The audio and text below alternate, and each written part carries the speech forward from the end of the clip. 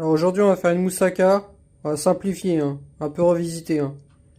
Donc voilà, donc on aura l'oignon là pour faire revenir la viande, avec les légumes. J'ai un fond de pesto rosso aussi que je vais terminer là. Donc je vais utiliser ça pour gratiner le mental. Et au milieu on mettra la mozzarella. Voilà, et le beurre c'est pour mettre au fond du plat gratin. Voilà. Donc voilà, j'ai coupé mes courgettes en petits dés là, en quart.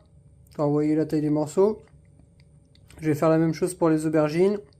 Après pour les tomates, on coupera l'oignon aussi. Voilà, j'ai découpé toutes les aubergines là en petits morceaux. Heureusement que c'est moussaka simplifié parce que putain, ça prend du temps déjà à couper les aubergines là. Voilà, pareil pour les tomates. Maintenant je vais faire la même chose pour l'oignon. Voilà, je vais encore cuire mes légumes 5 minutes là. Une première poêlée. Après je mettrai la deuxième poêlée là. Voilà, ma poêlée ça donne ça. Je vais arrêter avant que ça devienne de la ratatouille. Là c'est pas encore de la bouillie donc ça va. Puis après je vais faire revenir ma viande hachée avec les oignons, sel et poivre. Voilà, j'ai fait cuire ma viande hachée. Je vais la mettre de côté. Puis je vais recuire un petit peu, un chouïa les légumes là. Voilà, j'ai beurré mon plat. Je vais rajouter le pesto. Bon, le pesto c'est un peu facultatif, hein, c'est parce que j'avais un fond de pesto à finir donc je vais le mettre, pas le gâcher.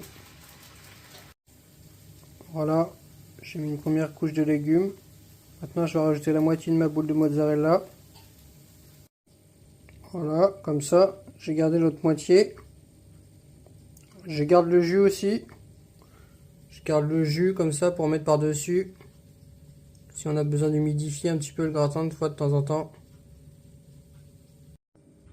J'ai rajouté ma couche de viande. Maintenant je vais rajouter ma couche de légumes, ma seconde couche de légumes là.